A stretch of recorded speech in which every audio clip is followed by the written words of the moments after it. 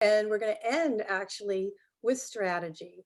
And I'm going to talk about for 15 minutes or so, and then we have a big open Q&A session. So if you'd like to put your information in the chat, feel free to do so, and we'll get started. So a little bit about me. I'm a 30-year marketing executive. I started in the advertising agency business and did that for about 10 years, where I learned all the basics before web and electronic, way before that. And then worked in big financial services companies doing everything from TV commercials and radio down to direct mail.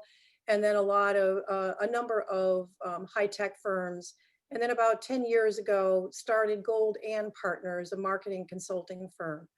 I'm also a chamber ambassador, which I love being, and a board member with two local nonprofits, Portsmouth Rotary. If you know anything about Rotary, we have two Rotary clubs in Portsmouth. We're the afternoon club of about 160 so members. And I'm also on the board for Arts and Reach, a 20-year nonprofit that helps girls build resiliency through the arts, a very important mission, especially in these times. In my spare time, I paint everything from rocks to canvas, and my husband occasionally, who happens to be on this Zoom call. And I sew all kinds of things, not just quilts, and I garden. Sometimes I kill what I try to grow, but then Alan tries to help me fix that. I am a networking maniac. I started networking a long time ago. When you work in the ad agency business, clients come and go and you have to find a new job. So I learned networking to survive. And it has served me well over the years. The two biggest networking channels for me are the Chamber Connect and Collaborate groups for Thursday and Friday. And we have a number of those members here with us today. And B&I, which I'm very active in. What is Golden Partners? We're a marketing coaching firm for small businesses, where we work with strategy with the business owner. And some of that work you're going to see today. And we also are a full consulting, marketing consulting firm for mid to large size businesses. Again, focusing on the strategy and sometimes managing the execution. The partners in Golden Partners are all the website companies, copywriters, design, social media agencies that help execute our clients' work. My husband, Alan Gold, who you may know, is also a part of Golden Partners. We work on very different clients, but we have a common approach. Get the right message to the right people at the right time, in the right way, using the right tools. If you've got a good message and you know who you're targeting, and you know when to send that message out, either driven by when they want to buy or a seasonality opportunity. But if you're not sending it through the right channels, or you're not using the right tools to get it out, you can miss your opportunity and not achieve your revenue goals. So today we're going to talk about a very high level approach to marketing strategy. There are other pieces to marketing strategy that aren't even on this arrow here, whether it's competitive analysis, pricing strategy, product strategy, or distribution. We're going to really focus just on these simple concepts that can be very challenging to narrow down. Identifying the who. Who are the customers that you really want to attract going forward? Who do you want to have purchase your products or services? The messaging is the what. What is it that you're going to say to them to entice them to buy? When will you say that? When is timing, that seasonality, or those drivers of purchasing behavior? Where do you put those messages? Those are called the messaging channels. And the Chamber has provided a lot of sessions on those kinds of channels before today's session. And then the tools, how are you going to measure? How are you going to track activity and results, ROI, lead generation, etc. Today, we're going to focus really on the who. So it's just the very beginning of the marketing strategy. I always like to include a little cartoon. Marketingtunist.com is a great place to get some marketing humor. There is marketing humor, believe it or not. Maybe there's a better way to identify our target market. Having a police lineup is probably not the most effective approach to figuring out who your target market is. I've seen all different kinds of approaches. Um, Hopefully, this will be helpful for you or companies that you work with or know. We're going after the best customer, not just any customer, but who you want to have more of. So, what's the problem? These are the kinds of things that I hear from clients, from prospects, from companies. I feel like I'm just taking what I get for customers and I don't have control over that. Or I don't know who my best customer really is. I don't have the customers I want. So where do I begin? Or I don't have time to figure out who my best customer is, but I know who my worst customer is.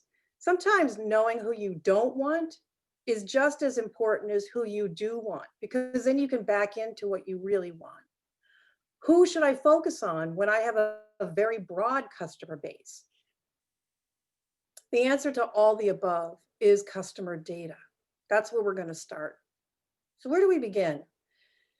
Customer information is everything from the age of your customer, where they come from, the demographics. We'll talk more about that.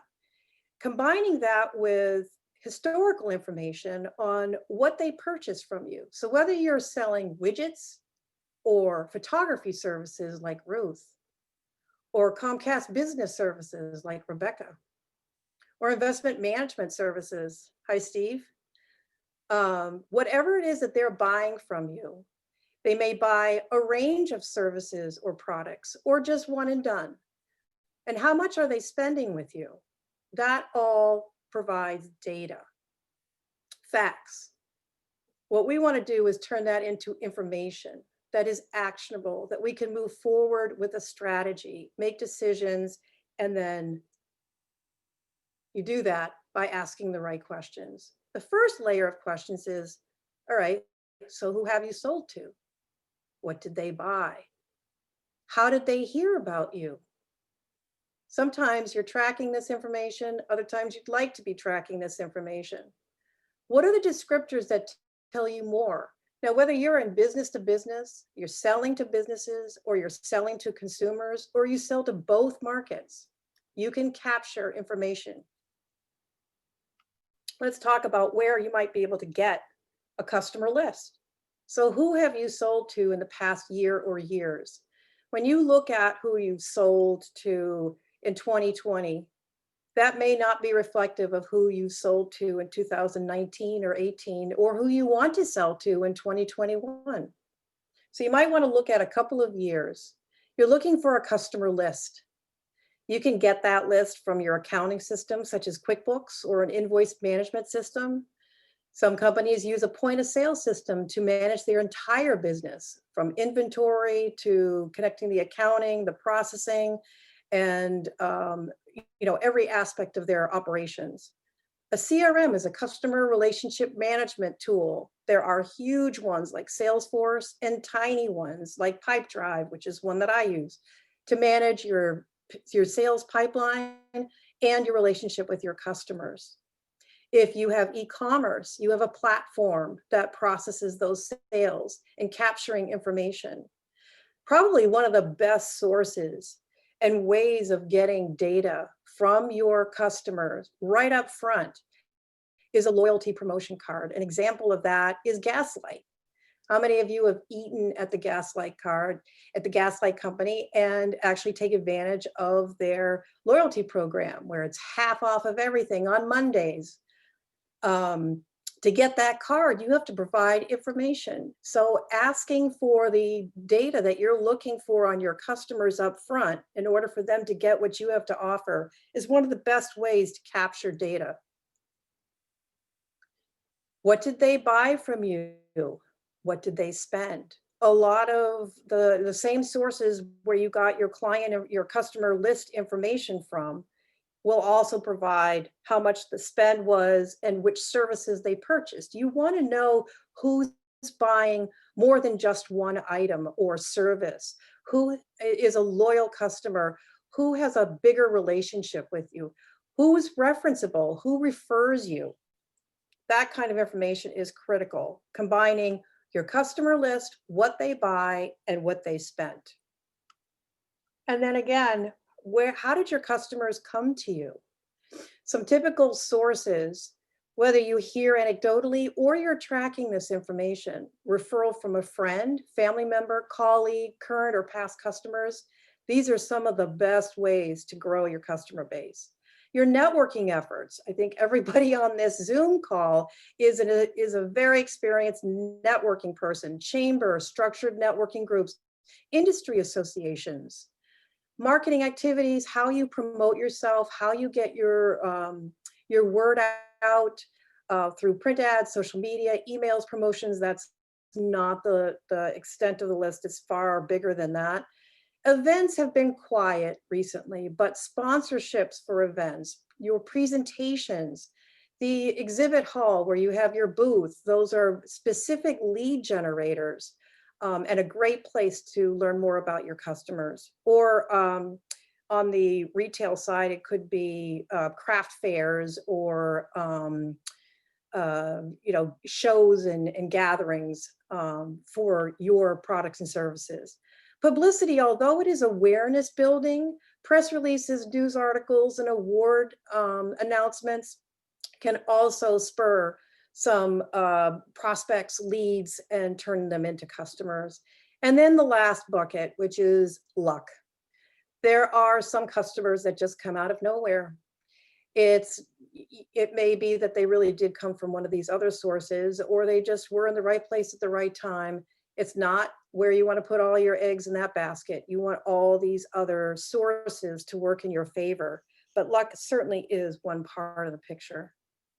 So what are the descriptors that tell you more about the who, the customers that you want to target?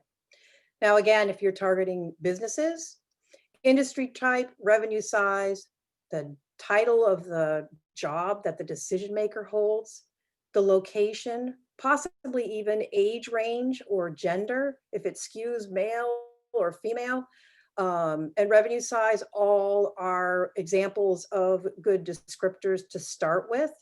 On the retail side, definitely income range, age range, gender, location. It can even go into education level. You can look at even psychographic, behavioral descriptors that really get down to who your targeted customer really is. So how does that data become information, and what do you do with it? You start to ask questions once you've gathered all this data. Which customers spend the most? Now, sometimes that is a really good indicator of a target that you want. But it may be that they are spending the most, but it's not for the type of product or service that you really want to sell. I've worked with clients where they are making more money on a set of products and services, but it's not what they want to sell, but they don't know how to price it, how to promote it, how to position it to attract the right kind of customers that they want going forward. Which customers make you profitable? Can you replicate them? Margin is an important driver of what you want to attract more of. Do you have a solid description of who they are? Everything we just talked about. If you know who they are, it'll be a lot easier to find them and replicate them. And where did they come from? Is that path to get to you efficient, or is it expensive? Which ones are the most desirable customers, and what is that path? So the goal here is to create 3 customer profiles, or what I call buckets, of who your most desirable, ideal clients are. This isn't for forever. It may be for 3 months to 6 months. It may change because of market dynamics. It may change because of COVID. It may change because we have a vaccine. There are a lot of impacts on this, but you want to start with identifying 3 groups of customers that you want to do business with, that you want to proactively go after. Now, desirable is a term that is going to mean different things to different people. Profitability, whether they're profitable, whether they're loyal, whether they do reviews and they're referenceable, whether they buy all kinds of services and products that you have to offer, whether you like doing business with them.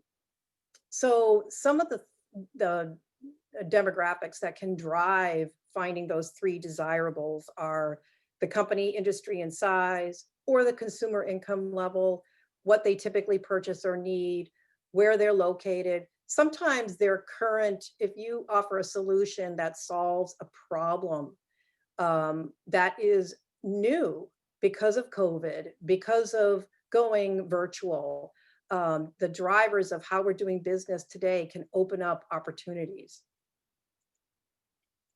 So how do you pick your top three? It depends.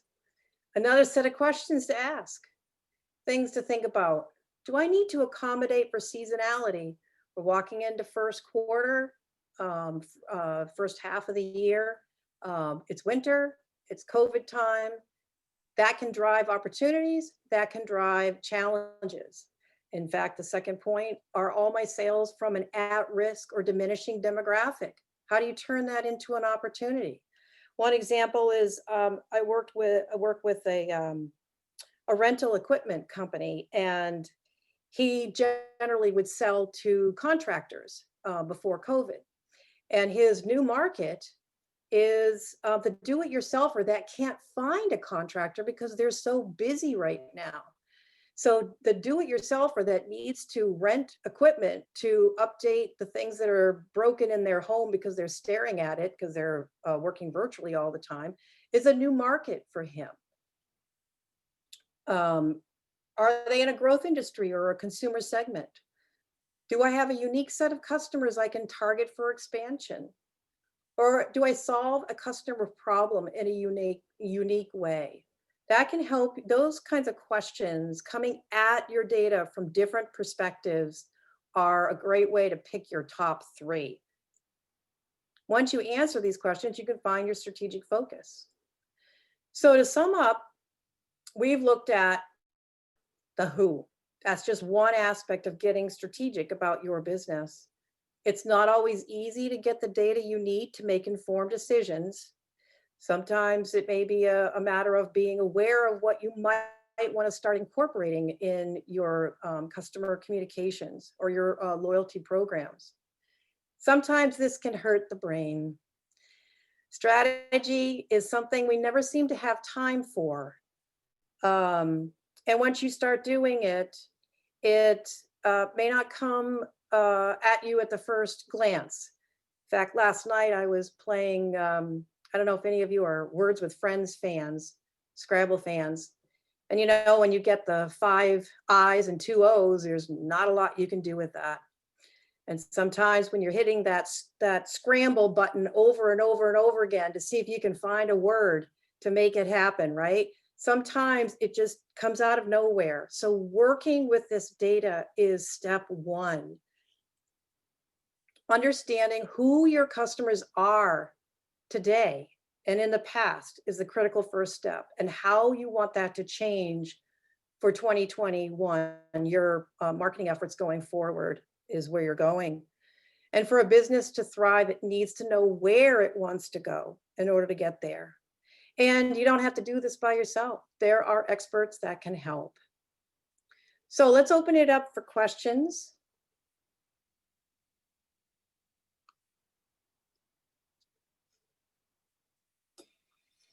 Susan, do you have any advice on when someone should solicit the help of an expert? Is there like a tipping point when you think they should do that?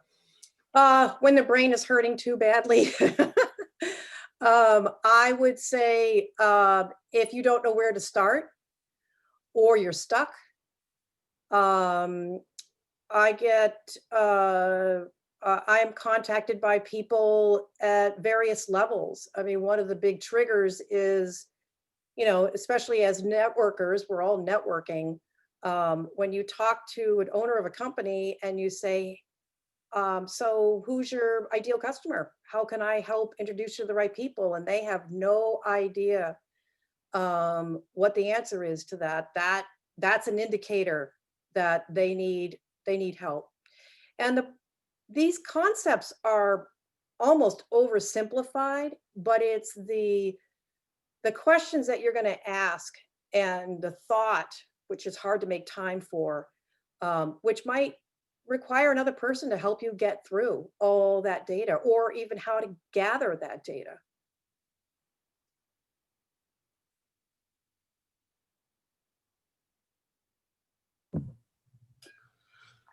My brain hurts a lot, so I need a lot of help, I think. Well, I'm a marketing nerd and I love this stuff. I love identifying kind of the root causes of things, looking at the why. One of the things that I do is when I talk to people, I talk a lot to customers, I interview them for different companies, and I say, well, why do you like this company? Well, because blah blah blah blah. And then, well, why is that?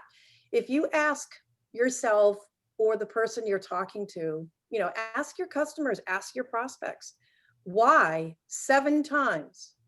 I learned this a long time ago at Digital Equipment Corporation in a training session. 7 whys will get you to the root cause or the root answer that you're really looking for, as opposed to the surface level, um, immediate reaction. I love that. Manufacturing talk, root cause analysis, DEC, Acton, Massachusetts. Yes. Love it. There you go. Yep. Love it. Something that popped into my head, not really the focus of your conversation, but it's kind of like the next phase is, all right, you've identified your ideal customer and you've communicated it to your referral partners, but you continue to get arrows that are hitting that outer ring of your bullseye. How do we get them back into that sweet spot effectively? Oh, I'm going to stop sharing so I can see everybody. I'm so glad you asked that question, because I look at networking as another marketing channel. And when your 1 minutes, your presentations, your asks during your one-to-ones are not getting you what you need, what I see is that sometimes people just aren't being specific enough around those demographics or descriptors of who they are. We're really trying to tell a story and give examples of, I help this particular client and this is what they look like. This is who they are. Here's their problem. I solved it. So when you hear the following words, here's what I'd like you to say to make that introduction. If you're ticking all those boxes and you're still not getting what you want, then do a one-to-one with me and I'll help you figure it out. But the secret sauce, I think, for networking is be ridiculously oversimplified in here's what to listen for and here's what to say so that you can get permission to introduce me. We all have the responsibility to help our networking partners get that information, because a lot of times we end up drowning them in, this is how good I am at what I do and I'm so passionate about it and I'm going to tell you how I do it and why we're better than anybody else. If you are in a room of 10, 20, 30, some of these networking groups are 50, 60 people. They're listening to that many 1 minutes every single week, coupled with their one-to-ones, and then a 1 to 2 to 3 presentations a week. You're drowning in information. Make it super simple, almost ridiculously simple. Susan, if I may, Does that help at all, Steve? Before No, it does, and I think about the best times are when you tell a story. When you tell a story, I was able to help this person, and this is how I helped them, and this is how fantastic it was. We told a story, and we were very specific. It wasn't tell me about someone who owns a business. Like, okay, you know, that's going like this right through Right. yeah. So that was very helpful. Thank you. I think once you get that perspective and you start to listen for other people doing that, then the challenge is it gets annoying when other people aren't doing it. You can see the missed opportunity that, the 1 minute or the presentation or the one-to-ones for people who are not doing and so therefore, here's what to listen for and here's what to say. Like my best clients are bald men with wood stoves. So if anyone knows any, then that'd be great. Well, you got one right there. I don't have a wood stove, Steve. Come on. And Oh, he and must you have knew one, that so- that was a real fire. I thought that was gas, but good job. I think Rebecca had a question. I do. I really could see the applications for your strategy in so many different ways, but I think one of the things I'd like to explore further is how we can leverage these strategies to effectively grow our networking circles with the right people that will bring the best value. So I'd love to explore, some of your ideas on that and get your input and even schedule another one-to-one later in the week to talk about it. Sure. Yeah, Rebecca happens to be one of the best at this. In fact, I will offer her one-to-one to everybody. She is excellent. I think the secret there is understanding who your referral partners are, which is another layer of once you understand who you're going at, who you want as customers, your 3 desired customers. Who are the people that can introduce those to you? The natural people who either have those clients or those companies or individuals as customers, so that we all have limited capacity for scheduling one-to-ones. We all have limited capacity for how we invest our time. So I didn't learn that right away in my networking efforts in the past couple of years. And so it's important to map out based on who you want as your top 3 customers and who are the kinds of referral partners that are going to get you those customers. And then make sure that you are proactively, strategically going after those types of roles, whether it's CPAs and accounting people are right for you, or it's anybody in the health and wellness sphere who can introduce you to massage therapists or Reiki people or, whatever it may be. But it's all about a pathway and getting really focused. And that can shift and change. It doesn't have to be something you lock in forever. And you may find out that in a couple of months that's not turning the results that you want, or some other opportunistic referral partner or actual customer that you want to target comes into play. And then you make your shift, but start with a solid foundation of what you're trying to go after. Did that help, Rebecca? Yes, it does a lot. I think that you said a lot about, that finite amount of time that we all have. It's been increasingly challenging to really prioritize, the best use of time and the balance between work and family and networking and continuing to grow and develop. That having a more strategic plan behind it, I could see would be very, very valuable. So thank you for putting this together. I look forward to putting some of this into practice. Oh, sure. Thank you. And a strategic plan can be 1 page. We're not talking about something that's 20, 30, 40 pages long. I have done those, but that's not what we're talking about today. It can be just your roadmap on a single piece of paper. And the other thing, the mistake that I see in 30 plus years of doing this, regardless of size of company, industry, B2B, B2C, is not connecting the right message for the person or business that you're trying to go after and not putting it in the right places. if marketing is an expense, if you think that, check the box, I have a website, check the box, I'm on Facebook, I've done marketing, I'm going to grow my business, right? That is barely the beginning.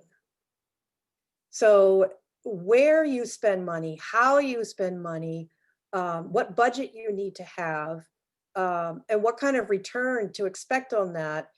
There are people on this Zoom call, Jonathan Day from Centris, Lee, he has his own website and creative firm. Who else is on the call here from a marketing standpoint? There are so many resources that can help you, as well as Golden Partners, to figure out, depending on who you are targeting, what your message is. Again, it goes back to that whole get the right message to the right people at the right time, in the right way, using the right tools. You have to really look at all of that to decide, okay, so therefore, what's my budget spend? There is no miracle. You have to spend 1% of your revenue. You know, the bigger CPG, consumer packaged goods companies like Pepsi and all of them, they do have formulas, but that's not what we do. That's not the scale of how we're working and what your spend would be. It's really about being smart and working, doing a few things well to get the returns that you need. Another question. What's keeping you up at night from your marketing? It looks like Renee put a question in the chat, Susan. Oh, okay. Oh, yes. Hi, Renee. Our escape room targets customers and our team building business targets businesses. Both sell collaboration with fun. Both companies have very different marketing strategies. That is true. Our issue is to share information between our companies to survive COVID decline. For example, networking works for P2P, not really all for MM. Social media advertising works great, but not for, should each one of the child companies have their own top 3 customer profiles? Excellent question. The answer is a big yes. Great example. Great example. So when you have multiple types, very, very distinctly different types of customers, you know, there's no limit. You don't have to have just 3. I just start with 3. But in your particular example, yes, I would come up with 3 for each of those businesses. And you may pick up from either side, but you want to have a target for each one, that profile of who they are, which businesses do you want to attract more of? If you're doing networking as a big push for getting your message out there, the more specific you can be in your networking, more effective it's going to be. Same thing with your social media, your direct mail, your whether you do paid social media advertising, the messages on your website. You're all trying to create interest, right? And you're going to send people to your website. Does your website really send the right messages to your target right up front so that they know, oh, she's speaking to me. She gets what my problems are. Even if you're in a commoditized or perceived commoditized industry, the way you talk to your customers and prospects can really differentiate you. Renee, you and I could go on and on about your opportunities, but yes, you're on the right track. I think, Jonathan, was your hand up? I was going to throw in my own 2 cents because I noticed Renee said, you know, for example, networking works for PDB, but not really for Monkey Mind, and social media works for Monkey Mind, but not PDB. And what I would caution you is that you might think that, but all of and through working with somebody like Susan, you can determine how to find those people through those channels. So just because a channel hasn't worked for you in the past doesn't mean that your customers aren't on that channel. It just might mean that the tactics by which you tried to find them via that channel might not have been the best formula for success. Yes, and any one of those areas on that arrow that we talked about, the people, the businesses you're targeting, the customers, the messaging, the channel, the timing, the tools that you're using. Any one of those can throw you way off. You can get the rest of it right, and one of those can throw you off. You can use the right channel, but your message isn't right. It's not connecting with them. So having all of those pieces work in your favor, and you do that by really understanding your target as best you can. Some people go, if they just don't have enough data, you can go to industry associations. You can look at analysts like Forrester and Gartner that even if you're in retail, they study retail. They study it. There is a lot of information out there. What I will caution you is don't buy a list. That never works. And then you're spamming and you've created a nightmare for yourself. So, you know, you leveraging the right tools, whether it's Lee on websites, Jonathan on the social media, paid advertising, and, you know, everything that they bring to the table, you still have to have who's the right customer and what's the right message. And then they can also help with what exactly are the right nuances for the right channels. And the best point that Jonathan made, if it's not working, don't throw the baby out with the bathwater. It just needs to be strategized and looked at. Oh, that's funny. You've heard don't buy a list in 3 of the presentations. That's not planned. So it's nice that there's a consistency in the messaging. It's just a fact. It's just a fact, you know. It used to be the only way to do things, but these days it's a real problem. Any other questions? Yes, Renee. First, I'm super excited that there's 2 Renees on this call because that's never happened in my life. So I'm Renee Bayless. Susan, I've actually had, kind of met you, but for the rest of you, my husband and I think we're kind of in a more infancy stage in our business than you guys are. It seems like you guys have been a little bit blazing the trails more than us.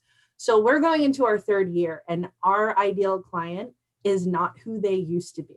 So as we're planning for this upcoming year and we're kind of looking at things, we're trying to decide, at what point do we pivot? At what point do we realize that, the way we're doing this isn't working well? I know things are super crazy right now, and I know there's never going to be a hard and fast rule, but you do have to put into that time. So do you wait 6 months to see if your messaging is effective and you're not, in effect, throwing the baby out with the water? Or, how do you deem that time frame? Mm-hmm. I think it depends on what you're doing. If you're doing, and Jonathan and Lee are the experts in this area.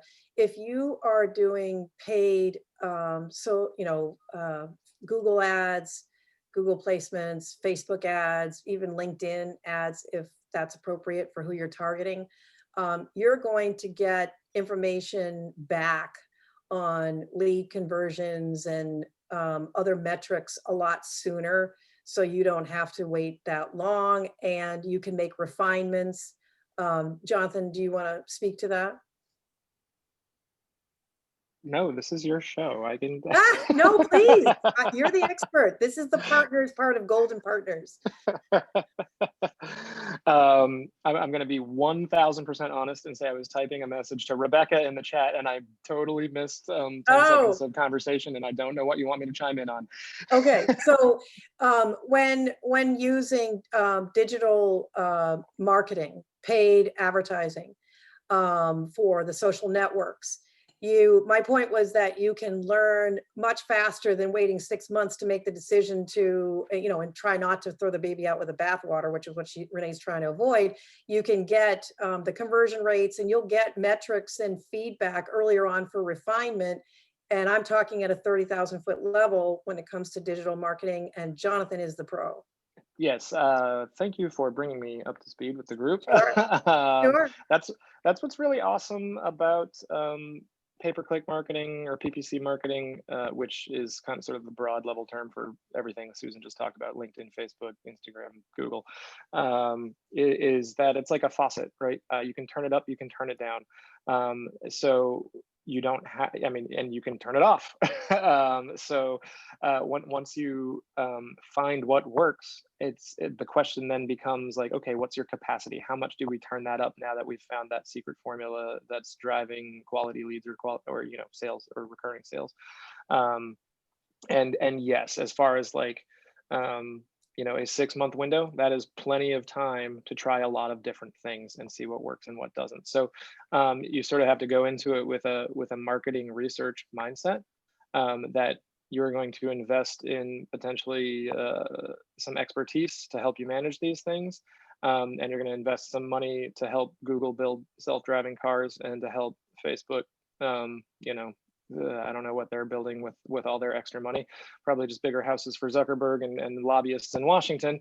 But you're going to invest some of that money. And even if at the end of those 6 months, you haven't grown 50% like you wanted to, you're going to have learned something very valuable about your business. And that is going to be like, this audience segment on this channel doesn't work, or this value proposition on this channel doesn't work. And that in turn makes you a better business owner and makes you a more successful company, even if the ROI isn't necessarily there after a 6-month trial. The good news is that marketing strategy is really never done to that. It's always evolving. And that's kind of the bad news too, is it's never really done. But once you grab a hold of what you want to think about, what you want to explore, I love that marketing research mindset, because that's probably true across all things. But marrying, getting the right message out to the right people in the right way is, I mean, if I had to really narrow down, those are the top 3. And when it doesn't work right, it could be any combination of those. And it could be a tweak on the message. It could be you don't know enough about the customer, and then or the client, and then it could be the channel's not right. And it isn't anymore. We can't just build it and they will come. You've got to go where your customer, your desired ideal customers are, and speak to them within that world. That could be a Facebook group. That could be an industry association. It just depends on who you're targeting, where they are, how they interact, where they get their information, and then how do you leverage visibility and become the place to go, whether it's retail or business, and just go deep. Again, do 3 things really well, then move on to the next. You can't do it all. Because you're a business owner, you wear all those hats: operations, finance, marketing. Marketing's always the last thing. Isn't it interesting that people, business owners can, they're very clear that they can't fake their way through technology, right? Although Rebecca is an example of knowing what she's doing. But, business owners either know finance and accounting or they don't. They're not going to fake their way through that. But everyone, because we're marketed to as consumers, we think we know how to market. We understand branding because we've been branded to, if you will, but we don't apply it to our own companies. And it's such a missed opportunity. It's the direct line to growth and sales. Nobody ever has time. Any other burning questions? Yeah. One last one that I have. A lot of these strategies you talk about are really cross-platform for even people in a direct sales role and opportunity. A lot of the things you're talking about is what we strive to do as effective salespeople. Do you have in your coaching business anything to help leadership develop their sales teams and start tailoring their messaging a little bit more effectively? Yes, that could be anything from a full consulting arrangement or individual coaching. A lot of what we do is education and creating a mindset and creating a muscle that you exercise. You get used to thinking from a marketing perspective. I love working with management teams and sales teams, whether it's sales strategy or marketing strategy, marrying the two with the business strategy. A lot of those strategies fall apart sometimes, and especially in bigger companies. Um, my husband is on the Zoom call. He works with a lot of really large companies, and a lot of it is education, training, communications, strategy building. And then you've got to, just because you have a strategy doesn't mean it's not going to fall off the rails. Um, Overseeing accountability, using metrics, understanding which metrics to use to drive whether if you're not measuring the right stuff, how do you know if it's working?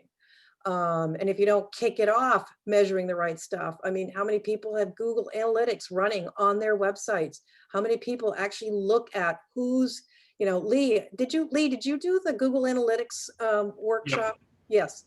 So that's a whole area of expertise. But you need to know that. You need to have that built in and benchmark where your website is now before you start sending all kinds of promotions and stuff, and see what happens, see what's working. You want full closed loop marketing engagement so that what's working. Kind of to Renee's point of, at 6 months, what should I do?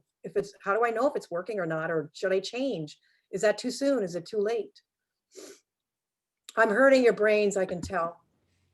And you can use all that Google Analytics data to first inform your strategy building too, for knowing like what's working, what's not working, what customer and user types are on your website, who's engaging with the content, who's converting, and all that.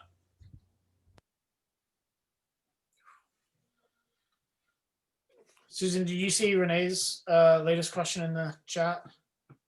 A new group of customers on YouTube for Monkey Mind Rooms. I have paid video ads that are focused on men, specifically last minute. That's awesome. And have found that I'm getting way more hits from senior citizens. How do I know if this is a viable target group or just temporary because of COVID? How do I define it in the short term? Wow, that's a really interesting shift. So what I would, I'm a classic wannabe market researcher. I would do all kinds of things to engage with them to learn more about them. You can use, Jonathan's world of the digital marketing paid to see if you can gain momentum on that senior market and really start to narrow down if that is where there's traction. The men could be the holiday, whatever holiday it is, last minute shopper, but they could also be tied to a corporate business opportunity for Monkey Mind Escape. So there's a lot in your question, a lot of opportunity, I think. Jonathan, do you want to add anything to that? Yeah, so first of all, you become more susceptible to advertising as you age, studies have shown. So I'm not at all surprised that your YouTube ads are resonating with seniors.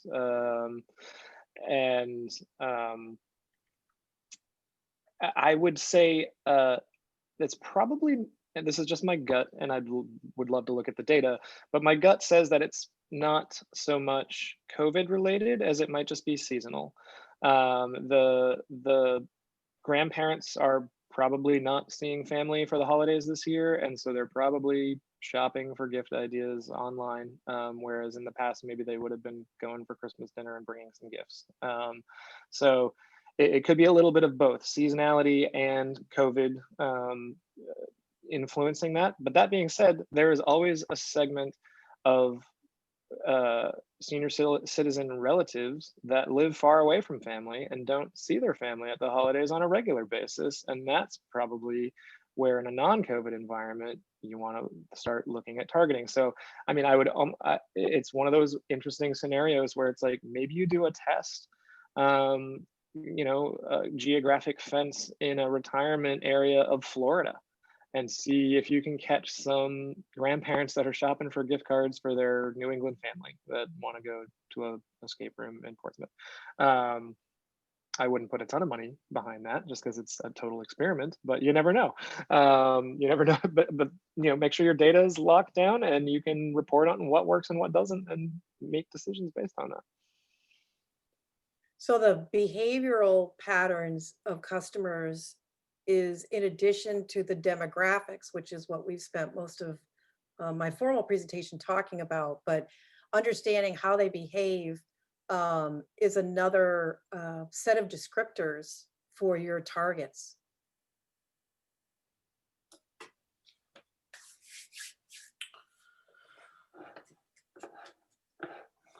Awesome. Well, anything else we want to wrap up with, Susan? Because we're just about there. I think just really keeping it to the basics, getting the right message to the right people at the right time in the right way, using the right tools, whether you're networking or you're doing your formal marketing strategy. Networking is just another channel. Don't put all your eggs in that basket. And just make sure that you are putting your messages where your targets are. And if you're unsure, work with a professional. And thank you so much for joining us. I loved all the questions and happy to answer any directly, open to one-to-ones, whatever you'd like to do. Thank you so much.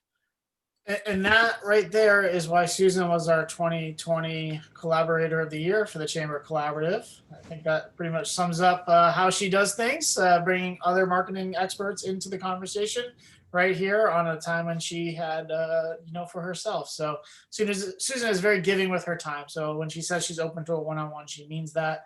And I hope you take the opportunity to connect with her. She is fabulous. Her husband's okay too. He's on the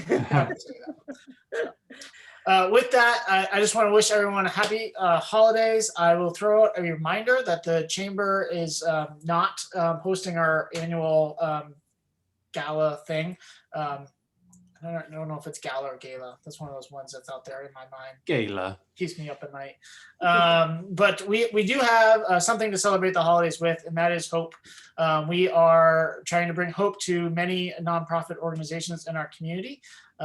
We have a store built on our website where you can go there, portsmouthcollaborative.org/hope. You can select a variety of ways to help over about 40 nonprofits. There's about 100 different ways to help 40 nonprofits in our community. You can do all that in one simple transaction. 100% of that money goes directly to the nonprofit. There's no transactional fees or anything like that taken out. So 100% of that goes right to the nonprofits, and it will be a tax deductible donation. So if you're looking for maybe you finished your holiday shopping and you want to find a way to give back, feel free to go there and do that and bring some hope to some great community organizations doing probably more work than ever right now in our community. So that is the plug for that. But thank you all for being here. We greatly appreciate it. And thanks again to Susan for sharing once again with us and such great information. So thank you, everybody. Merry Christmas. have a great one, everybody. Take care. Thanks, Susan. Happy holidays.